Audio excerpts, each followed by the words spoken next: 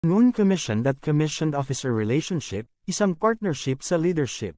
Sa militar, ang relasyon sa pagitan ng non-commissioned officers, NCOs, at commissioned officers ay parang isang well-choreographed na sayaw, kung saan ang bawat partner ay gumaganap ng isang natatanging ngunit komplementaryong papel. Ito ay isang partnership na binuo sa paggalang sa isa't isa, ibinahaging responsibilidad, at isang karaniwang layunin, tagumpay sa misyon. Shared responsibilities, distinct roles.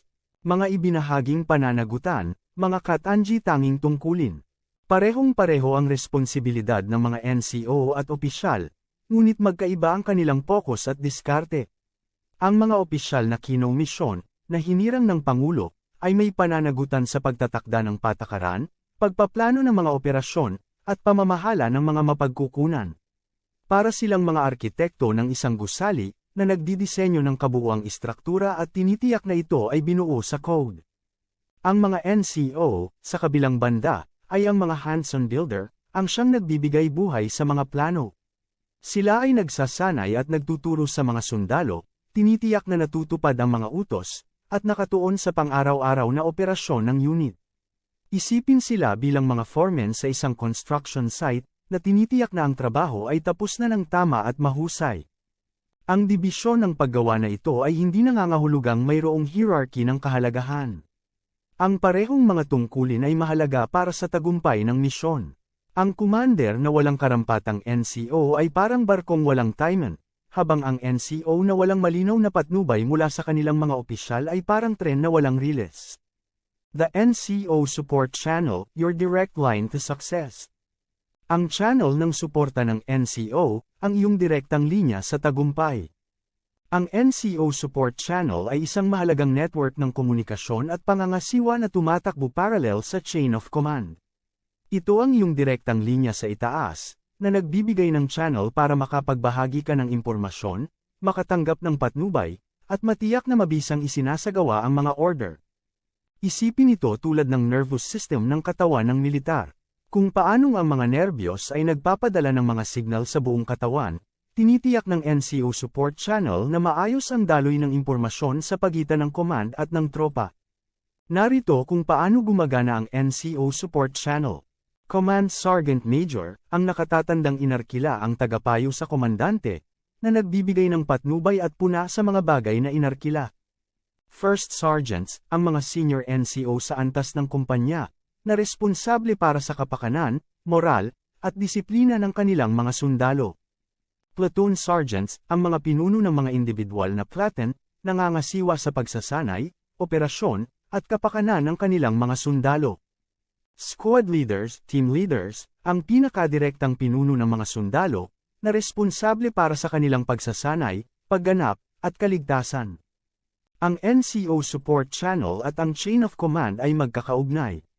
Ang mga commander ay naglalabas ng mga order sa pamamagitan ng chain of command, ngunit ang mga NCO sa support channel ang tumitiyak na ang mga order na ito ay naiintindihan at naisakatuparan sa ground level. Ang kapangyarihan ng pagtutulungan, mga NCO at opisyal na nagtutulungan. Ang tagumpay ng Philippine Army ay nakasalalay sa matibay na samahan ng mga NCO at commissioned officers. Sa pamamagitan ng pagtutulungan, pagbabahagi ng impormasyon, at paggalang sa mga tungkulin ng bawat isa, makakalikha tayo ng magkakaugnay at epektibong puwersang panlaban, na handang harapin ang anumang hamon na darating sa atin. Bilang isang NCO, mahalaga ang iyong relasyon sa iyong mga opisyal. Umaasa sila sa iyong kadalubhasaan at karanasan upang epektibong sanayin at pamunuan ang mga sundalo. Sa turn, umaasa ka sa kanilang patnubay at suporta para magawa ang misyon. Sa pamamagitan ng pagpapatibay ng isang positibo at pagtutulungang relasyon, hindi mo lamang palalakasin ang iyong unit kundi makakatulong din sa pangkalahatang tagumpay ng Philippine Army.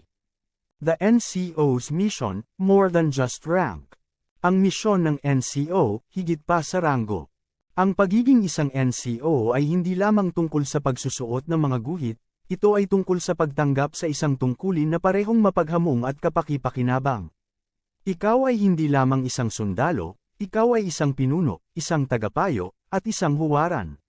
Ikaw ang nagtatakda ng pamantayan, na nagbibigay inspirasyon sa iba na maging mahusay, at nagsisiguro na ang misyon ay nagagawa ng may karangalan at integridad.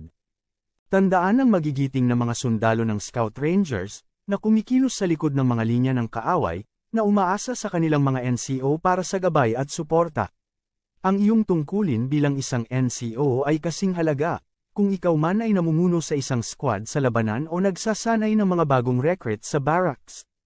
Yakapin ang hamon, matuto mula sa mga nauna sa iyo, at magsikap na maging pinakamahusay na NCO na maaari mong maging. Ang iyong pamumuno ay hindi lamang huhubog sa kinabukasan ng iyong unit kundi makakatulong din sa pamana ng kahusayan na tumutukoy sa Philippine Army. Leadership, Forging Warriors for the Modern Battlefield. Sa Philippine Army, ang pinakalayunin natin ay pangalagaan ang seguridad ng ating bansa. Ang iyong misyon bilang isang pinuno ay magbigay ng inspirasyon at gabayan ng iyong mga tropa upang makamit ang tagumpay, hindi lamang sa pamamagitan ng tactical na kadalubhasaan, ngunit sa pamamagitan ng karakter, kakayahan, at hindi natitinag na pangako. Tandaan, ang pamumuno ay hindi isang likas na katangian, ito ay isang kasanayang hinasa sa pamamagitan ng pagsasanay, karanasan, at personal na paglago. Bilang isang non-commissioned officer, NCO, ikaw ay isang pinuno ang gulugad ng Army, ang humuhubog at naghuhulma ng mga sundalo sa mga mandirigma na kailangan nila. Ang iyong ranggo ay nagpapahiwatig ng responsibilidad na iyong dinadala, ang tiwala na ibinigay sa iyo upang pamunuan ang iyong mga tropa sa labanan at lumabas na matagumpay. Discipline, the heartbeat of a warrior. Sa Philippine Army, ang disiplina ay hindi lamang tungkol sa pagsunod sa mga utos, ito ang tibok ng puso ng isang mandirigma, ang puwersang nagtutulak sa ating tagumpay sa loob at labas ng larangan ng digmaan. Ito ang hindi natitinag na pangako na gawin ang tama, kahit na mahirap o mapanganib. Isipin ang mga magigiting na sundalo na nagtanggol sa Zamboanga City noong 2013 na pagkubkob. Pinananatili ang kanilang kalmado at disiplina sa gitna ng kaguluhan at kawalan ng katiyakan. Bakit mahalaga ang disiplina, mga pusta sa buhay at kamatayan? Sa militar, mataas ang pusta. Ang pagbagsak sa disiplina ay maaaring magkaroon ng mapangwasak na mga kahihinatnan, posibleng magdulot ng mga buhay at malalagay sa panganib ang mga misyon. Ang disiplina ang nagpapabago sa mga ordinaryong individual na maging mga pambihirang sundalo, na may kakayahang gumanap sa ilalim ng matinding panggigipit at pagtagumpayan ang tila hindi malulutas na mga hamon. Alalahanin ang labanan sa Marawi, kung saan hinarap ng ating tropa ang isang determinado at armadong kalaban. Ang kanilang disiplina, na hinasa sa pamamagitan ng mahigpit na pagsasanay at hindi natitinag na pangako sa tungkulin, sa huli ay humantong sa tagumpay, sa kabila ng mabigat na pinsalang kinailangan. Disiplina sa maliliit na bagay, pagbuo ng matibay na pundasyon. Ang disiplina ay nagsisimula sa maliliit na bagay, tulad ng pagpupugay, pagpapanatili ng malinis na uniforme, at pagpapakita sa oras para sa mga porma sayon. Ang mga tila maliliit na pagkilos na ito ay bumubuo ng pundasyon para sa disiplina sa mas malaki, mas kritikal na mga sitwasyon, tulad ng pagsunod sa mga utos sa ilalim ng apoy o paggawa ng mga split-second na desisyon na maaaring magligtas ng mga buhay. Isipin ng Scout Rangers, na kilala sa kanilang disiplina at atensyon sa detalye. Ang kanilang hindi natitinag na pangako sa pagpapanatili ng matataas na pamantayan, kahit na sa mga pinakamapanghamong kapaligiran, ang dahilan kung bakit sila ay isang epektibong puwersang panlaban. The triad of success, discipline, morale, and taking care of soldiers. Ang triad ng tagumpay, disiplina, moral, at pag-aalaga sa mga sundalo. Tatlong pangunahing elemento ang nag-aambag sa tagumpay ng isang sundalo, isang koponan, at ang buong organisasyon. Disiplina, ang isang mahusay na disiplinadong unit ay isang magkakaugnay, mahusay, at epektibong puwersang panlaban. Moral, ang mataas na moral ay nagpapalakas ng kumpiyansa, katatagan, at pagnanais na manalo. Pangangalaga sa mga sundalo, higit pa ito sa pagbibigay para sa kanilang mga pangunahing pangangailangan, ito ay tungkol sa pagpapaunlad ng pakiramdam ng pakikipagkaibigan, pagtitiwala, at ibinahaging layunin. Tandaan, bilang isang NCO, may mahalagang papel ka sa paglinang ng mga elementong ito sa loob ng iyong unit. Sa pamamagitan ng pangunguna sa pamamagitan ng halimbawa, pagpapatupad ng mga pamantayan, at pagpapakita ng tunay na pangangalaga sa iyong mga sundalo, lumikha ka ng positibo at nagbibigay kapangyarihang kapaligiran na nagpapatibay ng disiplina, nagpapalakas ng moral, at nagsisiguro na ang iyong mga tropa ay handa na harapin ang anumang hamon. Training, Forge ang Warriors, one task at a time. Pagsasanay, Forge ang Warriors, one task at a time.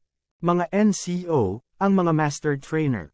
Sa Philippine Army, ang mga Non-Commissioned Officers, NCOs, ang mga Master Trainer, na responsable sa paghubog ng mga hilaw na recruit upang maging bihasang sundalo. Isipin sila bilang mga panday na nagpapanday ng mga espada na dadalhin ng mga mandirigma sa labanan. Ang mga NCO ay ang mga bumababa sa trenches, literal at figuratively, kasama ang kanilang mga tropa, na nagtuturo sa kanila ng lahat mula sa mga pangunahing kasanayan sa pagsundalo hanggang sa mga advanced na tactical na maniobra. Binibigyang diin nila ang hands-on, pagsasanay na nakatuon sa pagganap, tinitiyak na hindi lamang nauunawaan ng mga sundalo ang teorya ngunit maaari din itong ilapat sa mga totoong sitwasyon sa mundo. Naaalala mo ba ang mabangis na mandirigma sa gubat noong ikalawang digmaang pandaigdig, ang mga gerilya ng Pilipino na nadaig at nanloko sa mga Hapones? Ang kanilang tagumpay ay dahil sa malaking bahagi ng mahigpit na pagsasanay na kanilang natanggap mula sa kanilang mga NCO, na nagpasa sa mga henerasyon ng kaalaman sa pakikipaglaban at nagtanim ng diwa ng mandirigma sa kanilang mga tropa. Ang kahalagahan ng pagsasanay, pangangalaga sa mga sundalo sa pamamagitan ng kahandaan. Sa militar, ang pagsasanay ay higit pa sa isang trabaho, ito ay isang paraan ng pamumuhay. Ito ang pinakamahalagang bagay na ginagawa natin upang maghanda para sa pinakahuling pagsubok ng labanan. Sa pamamagitan ng pagsasanay sa ating mga sundalo sa pinakamataas na pamantayan, hindi lang natin sila tinuturuan kung paano lumaban, binibigyan namin sila ng mga kasanayan at kumpiyansa na kailangan nila upang mabuhay at magtagumpay. Ang responsibilidad para sa pagsasanay ay nasa balikat ng mga NCO. Kayo ang gumugugol ng pinakamaraming oras sa iyong mga sundalo, na nauunawaan ang kanilang mga kalakasan at kahinaan, at maaaring iangkop ang iyong pagsasanay sa kanilang mga individual na pangangailangan. Isipin ng Scout Rangers, na sumasailalim sa ilan sa mga pinakamahirap na pagsasanay sa Philippine Army. Itinutulak sila ng kanilang mga NCO sa kanilang mga limitasyon, tinitiyak na sila ay pisikal at mental na handa para sa mga hamon ng hindi kinaugalian na pakikidigma. Seksyon 4-2, Pagsasanay sa pokus sa labanan, paghahanda para sa labanan. Ang pagsasanay ay hindi lamang tungkol sa pagdaan sa mga galaw, ito ay tungkol sa paghahanda para sa mga partikular na hamon na ating haharapin sa larangan ng digmaan. Doon papasok ang battle focus. Ito ay isang konsepto na tumutulong sa amin na bigyang prioridad ang aming mga pagsusumikap sa pagsasanay, na tinitiyak na tumutuon kami sa pinakamahalagang gawain na makakatulong sa amin na manalo sa digmaan. Isipin mo ito tulad ng isang pagsasanay sa boksingero para sa isang labanan. Hindi lang sila nagsasanay ng random na suntok at footwork, nakatutok sila sa mga partikular na diskarte at estratehiya na magbibigay sa kanila ng kalamangan sa ring. Katulad nito, tinutulungan tayo ng pagsasanay sa battle focus na matukoy ang mga pangunahing kasanayan at kaalaman na magbibigay sa atin ng kalamangan sa larangan ng digmaan. Tungkulin ng pinuno sa pagsasanay, pag-oorkestra ng kahusayan sa battlefield. Namumuno sa pagsingil, mga responsibilidad ng isang pinuno. Sa Philippine Army, ang pagsasanay ay hindi lamang isang gawain, ito ang pangunahing prioridad ng isang commander. Ngunit habang itinatakda ng mga commander ang pangkalahatang pananaw, ang mga non-commissioned officers, NCOs, ang nangunguna sa paghubog ng mga hilaw na recruit upang maging bihasang mandirigma. Isipin ang mga NCO bilang mga sarhento ng drill, mga pinuno ng squad, mga tagapayo na nagtanim ng disiplina, kaalaman, at kumpiyansa sa kanilang mga tropa. Ang mga NCO ay may pananagutan para sa individual at maliliit na unit ng pagsasanay, na tinitiyak na ang mga sundalo ay magagawa ang kanilang mga partikular na gawain sa pinakamataas na pamantayan. Gumaganap din sila ng isang mahalagang papel sa cross-training, na nagbibigay sa mga sundalo ng iba't ibang mga kasanayan na magpapatunay na napakahalaga sa larangan ng digmaan. Tandaan ang maalamat na Scout Rangers, na kilala sa kanilang kakayahang umangkop at kakayahang gumana sa magkakaibang kapaligiran. Ang versatility na ito ay nagmumula sa kanilang mahigpit na cross-training, na nagbibigay sa kanila ng kakayahan upang mahawakan ang anumang hamon na darating sa kanila. Pagsasanay sa battle focus, paghahanda para sa tunay na deal. Ang battle focus ay hindi lamang isang magarbong termino, ito ang gabay na prinsipyo sa likod ng aming diskarte sa pagsasanay. Nangangahulugan ito na hindi tayo nag-aaksaya ng oras sa mga walang katuturang gawain, laser focus kami sa mga kasanayan at kaalaman na talagang mahalaga para sa tagumpay ng misyon. Isipin na parang isang marathon runner na hindi nagsasanay para sa isang sprint. Iniangkop namin ang aming pagsasanay sa mga partikular na hamon na inaasahan naming harapin sa larangan ng digmaan. Tinitiyak ng pamamaraang ito na ang ating mga tropa ay hindi lamang sanay na mabuti kundi handa sa labanan, na may kakayahang umangkop sa mga pabago-bagong kondisyon ng modernong pakikidigma. Planning, preparation, and execution, the training cycle. Pagpaplano, paghahanda, at pagpapatupad, ang ikot ng pagsasanay. Ang proseso ng pagsasanay ay nagsasangkot ng ilang mga pangunahing yugto. Pagpaplano, dito kami bumuo ng isang detalyadong plano sa pagsasanay, na binabalangkas ang mga gawaing sasanihin, ang mga mapagkukunang kinakailangan, at ang timeline para sa pagpapatupad. Paghahanda, kabilang dito ang pagsasanay sa mga tagapagsanay, pagsasagawa ng site reconnaissance, at pagtiyak na ang lahat ng kinakailangang kagamitan at materyales ay nasa lugar. Pagpapatupad, ito ay kung saan ang goma ay nakakatugon sa kalsada. Ang pagsasanay ay isinasagawa gamit ang isang crawl-walk-run approach, na nagsisimula sa mga pangunahing kasanayan at unti-unting pinapataas ang pagiging komplikado at intensity hanggang sa ang mga sundalo ay gumanap sa pinakamataas na pamantayan. Pagtatasa at muling pagsasanay, pagkatapos ng bawat kaganapan sa pagsasanay, nagsasagawa kami ng after-action reviews, AARs, upang tasahin ang aming pagganap, tukuyin ang mga lugar para sa pagpapabuti, at magplano para sa muling pagsasanay kung kinakailangan. Tinitiyak ng cyclical na prosesong ito na ang aming pagsasanay ay tuloy-tuloy, adaptive, at palaging nakatutok sa pagkamit ng pagiging handa sa misyon. Tandaan, ang larangan ng digmaan ay isang pabago-bago at hindi mahuhulaan na kapaligiran. Ang tanging paraan upang matiyak ang tagumpay ay ang patuloy na pag-aaral, pag-aangkop, at pagpapabuti ng ating mga kasanayan. Bilang isang NCO, may mahalagang papel ka sa prosesong ito. Ikaw ang tagapagsanay, tagapagturo, at motivator na nagbibigay inspirasyon sa iyong mga sundalo na magsikap para sa kahusayan. Sa pamamagitan ng pagtanggap sa iyong tungkulin bilang isang pinuno at pagtatalaga sa iyong sarili sa patuloy na pagpapabuti, hindi mo lamang titiyakin ang tagumpay ng iyong unit kundi patitibayin din ang ipinagmamalaking pamana ng Philippine Army.